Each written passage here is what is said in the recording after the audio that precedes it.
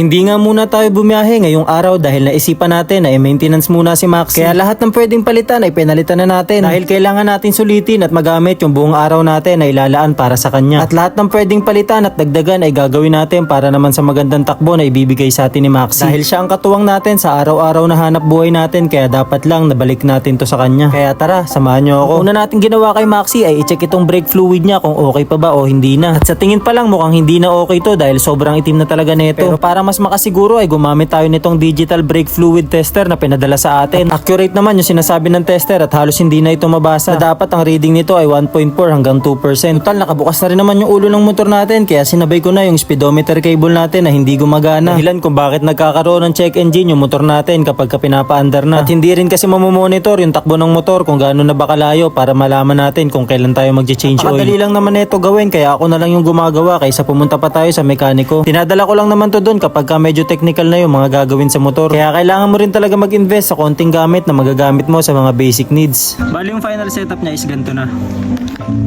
Bago na siya dyan.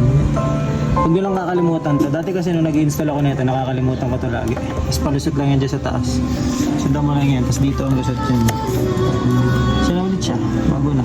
Kung tutuusin, napakadali lang talaga dahil susundan mo lang yung binaklas mo. At kapag nagawa mo yun, yung problema mo dito sa may speedometer ay okay na. Dahil gagana na ulit siya ayon sa takbo mo. Tapos yung mga blink ng check engine ay mawawala na din. Kaya hindi mo na kailangan mag-alala dahil all goods na lahat. At ang susunod naman natin gagawin ay magsasalin tayo nitong Yamalube na P-Carbon Cleaner. Ang trabaho ay linisin lahat ng madadaanan ng gasolina kapag hinalo mo ito doon. Naka-indicate na rin dito na every 3,000 kilometers or 3 months daw yung usage mo nito. Dapat talaga habang nagpapagas ka tsaka mo to isalin para nagmi-mix na. At yung CVT cover naman natin ay gagawa natin ng konting paraan para naman maging itim na ulit to tas mawala yung mga patsi-patsi. Gamit din itong product na pinadala sa atin na panghawak ng spray can. Nakakataba nga lang ng puso dahil may mga shop na nagpapadala sa atin ng mga gamit para i-cover dito sa mga video natin. Kaya masiigihan ko pa po na gumawa ng mga ganitong content para sa mga manonood. Kaya dumiretso na tayo dito sa may CVT natin na lilinisin natin. Na mula pa nung biyahe natin Baguio at mga biyahe ko dito ng Grab ay ngayon ko lang to bubuksan. At dahil sira nga yung speedometer cable natin nun ay ang tansya ko dito naka 2,000 kilometers na yung tinakbo nito. Kung saan ay late tayo ng maintenance natin kaya ganito na lang itsura ng mga pyesa natin ng panggilid. Wala naman mga nasirang pyesa, kailangan lang ng linis bukod dito sa may bola na may konting gasgas. Pero sa tingin ko ay magagamit pa rin naman to dahil okay pa naman siya at bilog pa. Wala kasi akong spare ng bola kaya hindi ko siya mapapalitan muna sa ngayon. Ang mahalaga naman ay tumatakbo siya ng maayos at walang problema lalo sa makina. Dahil hindi tayo pumapalya sa pagpapalit ng langis na ito kahit medyo mahirap maghanap ng langis na ginagamit ko. Samantalang yung clutch lining ko naman na hindi pantay-pantay yung kain ay paparebanding ko na lang ulit. Alam ko may mga magsasabi na dapat bumili na lang ako ng brand new. Pero kasi mapupudpud ka agad siya lalo't araw-araw ko siya ginagamit pan-deliver. Kaya mas mainam na rin to. At sa coolant naman kung tatanungin nyo kung nagbabawas ba to. Ang sagot ay oo pero hindi naman ganun kauhaw si Maxi sa coolant. Dahil yung nasa reserve ko na coolant ay yan pa yung ginamit namin nung nagbagyo kami. Syempre habang gumagawa ng motor ay kailangan may kape tayo na iniinom. Syempre pag usapang kape biglang dadating dyan yung hayok na hayok sa kape. So far nung binalik na natin yung ating mga pyesa ay okay naman yung takbo. Yung belt natin ay walang pagpag dahil dun sa may tuning washer na nilagay natin. Tahimik lang yung panggilid ko tapos yung belt halos nakasampa na dito sa may torque drive. Masasabi ko na successful naman yung maintenance natin dahil nagawa naman natin lahat kahit papano. At ang swerte mo ako nakaabot ka sa part ng video na to dahil nga